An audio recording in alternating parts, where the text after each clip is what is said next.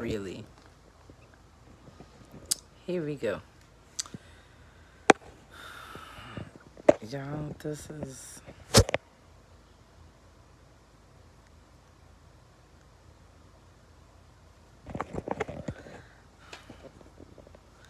Okay. Hello, guys. How are y'all? This is Adelai Brown, your heart coach, and this is day 5 of 30 Days of Heart Talk with me going live in celebration of 9 years of Heart Talk. I am so thankful to be here. And tonight, I just wanted to get on. Please excuse the camera. Please excuse the orientation. It was rough, but guess what? We're sticking with it. And that's one of the reasons I wanted to get on tonight and let you know that you are the light. You know, I was reading in Genesis chapter 1, and it says, in the beginning, God created the heavens and the earth, and the earth was dark and formless and void, and the Spirit of God hovered over the deep. And then it said, and then God said, let there be light, and there was light, and he looked at the light and called it good. And I just want to let you know that it doesn't matter what situation that you're in. It doesn't matter how dark it may seem like your situation is. You are the light. Like, we really need you. Like, not the light like this bad lighting that I have in this video right now. We're not even going to talk about that. But more importantly, you are the light. Like, every time you come into a room, you light up a room. Think about when you're sleeping or someone is sleeping in a dark room and you walk in and cut on the light, how it gets their attention, how sometimes it could even startle them. And sometimes people react in a negative way when you bring light into their dark situation because they've been accustomed to the dark. Their eyes are not adjusted to the light. So if you've been dealing with like abandonment or rejection, feeling like people don't care about you, people aren't respecting you, people get irritated when you come around, it's like they don't want to communicate with you, it's because you're the light and you're bringing light into their darkness. And they don't like that. They like being in the dark. They like being they like being unsure and not clear about who they are and where they are in their lives right now. And so I just want to encourage you to remember that you are the light. Like, God created you to illuminate areas that were once dark. So what's going on in your family? What's going on your workplace? What's happening in your community? Where are you finding turmoil? Where are you finding frustration? Where are you finding issues? That is probably because it is time for you to shine a light. That is probably because it is time for you to do something different than what you've done before. And that's just what I really wanted to talk to y'all about tonight, because me doing these 30 days of Heart Talk is me realizing that I'm a light. Like I keep getting a lot of feedback from people about heart equity and how that really resonates with them, and how as they get older, they're seeing the need for you to work on your heart and for you to deal with your heart issues. I was just having a conversation earlier tonight about healing the little kid that's on the inside of you and all of the issues and the things that you might have went through, because as a little kid, you didn't understand the situations you were going through. You did not know how to reason with the adults that were around you. So all you knew was, I'm bad or I'm good, or that's bad or that's good. That person loves me or they don't. You can't rationalize and reason that someone might not be emotionally available. Someone might not be mentally capable to care for them. Children they don't have that capacity, right? So you as an adult are still dealing with a lot of the conditioning that you received as a child, and it's dark. It's a darkness in your life. Like, you got conditioned that if you weren't good enough, you weren't going to receive love. You got conditioned that if you weren't smart enough, then that you were going to be safe. I know for me, I was conditioned like if I wasn't independent, if I didn't do it myself, if I didn't figure it out, then I wasn't going to be safe, or things were going to work out for me the way that I decided, the way that I desired for them to. Now, the truth of the matter is that's not the case. But for years, that was the conditioning I had, and it ruled my life. It caused me to raise my kids in a way, and I have great children, and they are amazing, and I love them, and they're all special in their own way. And I can look back on my past and see how I did my kids such a disservice when I wasn't working on myself and healing, or when I refused to confront the areas that needed to be addressed, like the areas that were dark, and I refused to shine light in them. Because there are a lot of people out here that don't want to shine the light, because when you shine the light, that light is bright. That light is going to expose you. That light is going to make you a little uncomfortable. And sometimes being up under the light can get hot. It can get uncomfortable. As a speaker, when I'm on the stage and I'm speaking, it's always funny to me because it's like I look so nice and it's like I'm drenched in sweat. Why? Because it doesn't matter really what the temperature is in the room. Once you get under those lights get hot. So yes, it's a blessing that you are the light in the world. Yes, you do bring light to darkness. Yes, you do bring salt where there's no flavor. All of that is true. But understand that being the light also comes with heat. It comes with responsibility. You have to know when to shine your light and when not to. Like the Bible tells us, like, if somebody doesn't receive you, knock the dust off your feet and carry your blessing someplace else. You don't have to force feed people your light. If you have somebody in your life that's committed to darkness, then you just got to let them stay in the dark. It's not up to you. You are not God. And you can't be out here thinking that you're just going to be saving people. Like, it is time for you.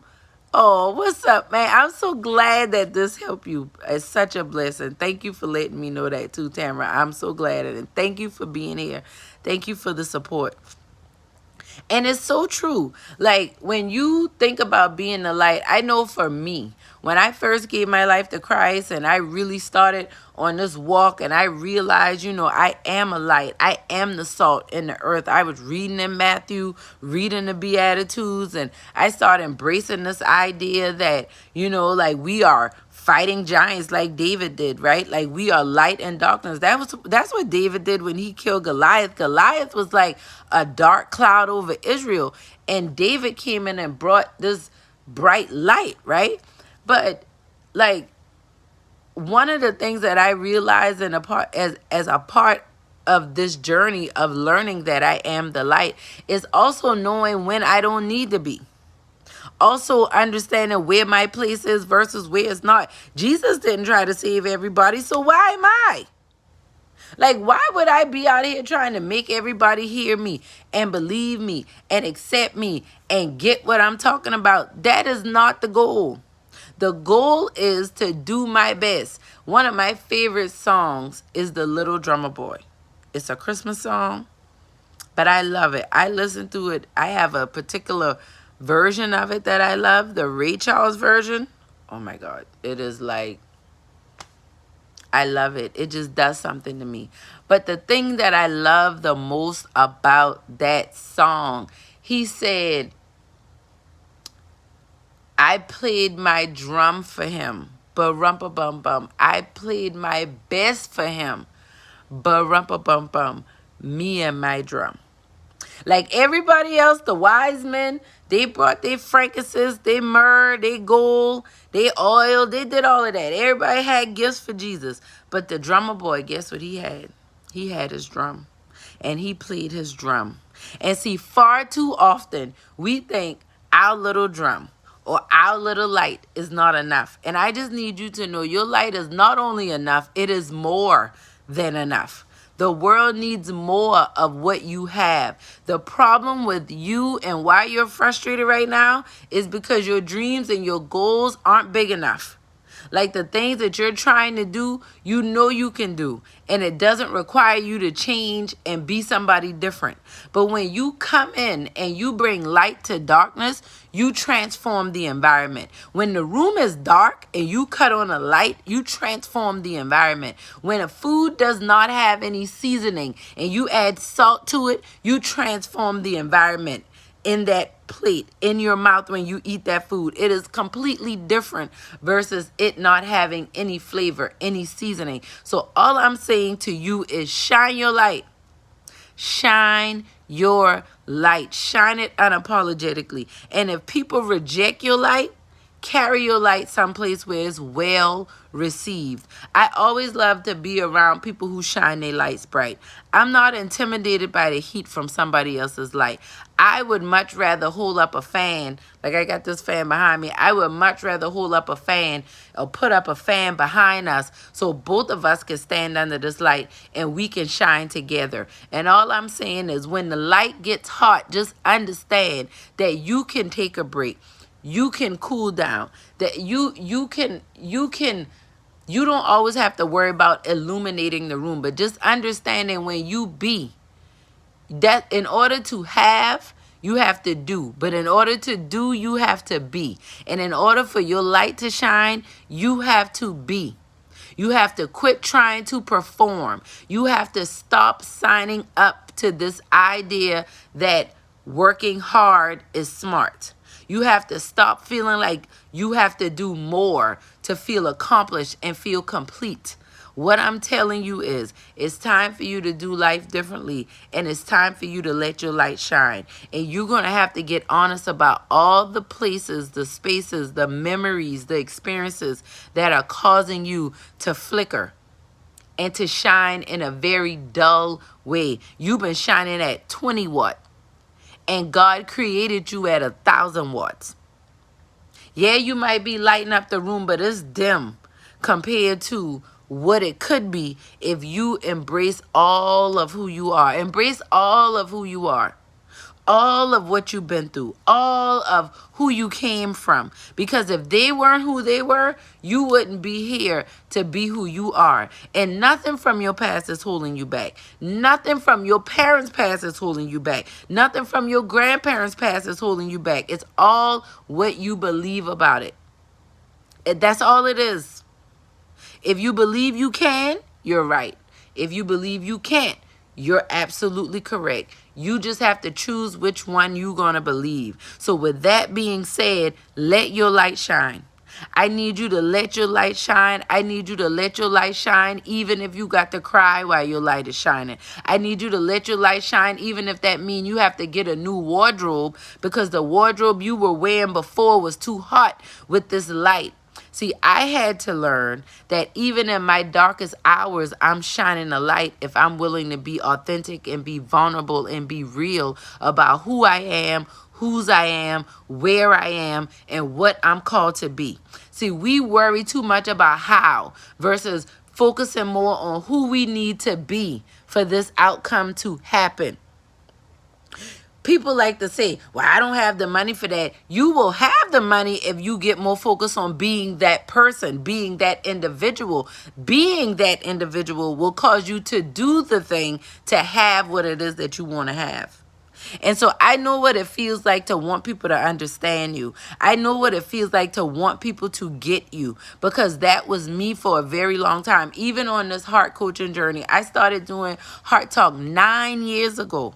I started doing heart coaching back in 2006 when I started sending out my text messages. God had to show me I've been heart coaching for a very long time.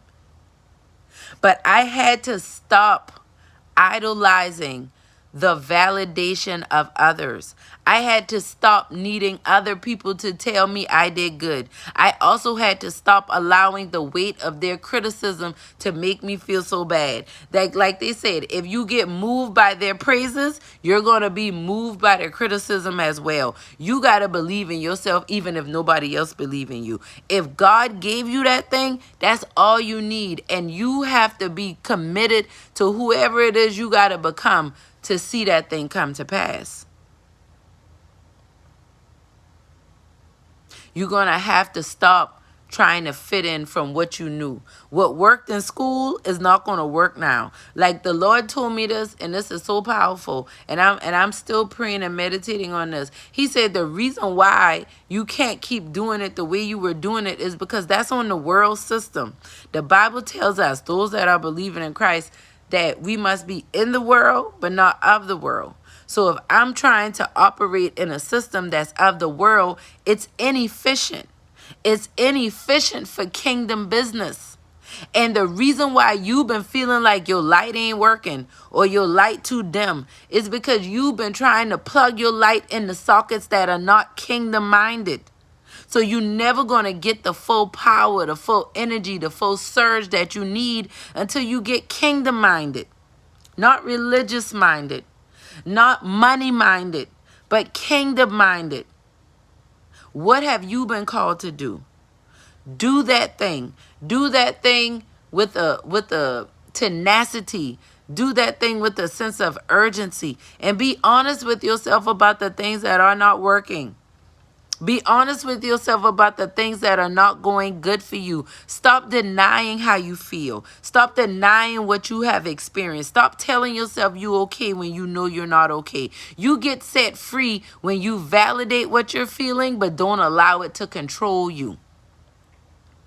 You angry with your mama? You need to tell the truth. You angry with your father? I don't care if you 55, 60 years old. You need to tell the truth. I don't care if your parents are alive or dead. You still need to tell the truth because you're still being held hostage and your light can't shine. You are the light. Remember, you are the light. And if we're going to build heart equity, if we're going to transform the world through authentic living, then you have to be willing to shine. And if you're going to be willing to shine, that means you're going to be willing to peel away and remove all the layers and the barriers that are hindering you from being as bright as you can possibly be. And I know you can do it. And we're going to do it together. That's why I'm here. That's why we're doing this hard work together. So make sure you like, you comment, you subscribe. If this video has been a blessing to you, please share it with somebody else that it could be a blessing to them as well. And I thank y'all for being here. I thank you all for the support. We're going to keep this movement going. This heart equity movement is going across the universe.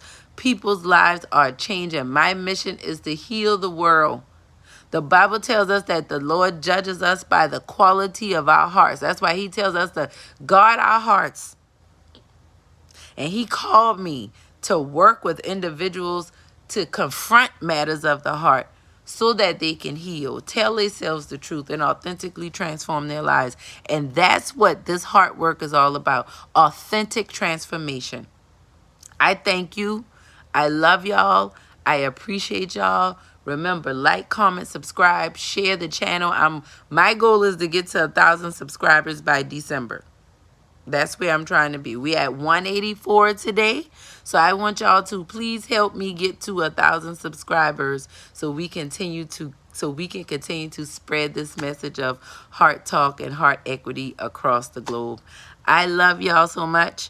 This is Adelai Brown, your heart coach, signing out. I will see you tomorrow for our day 6 of 30 days of heart talk. Love y'all. Have a good night.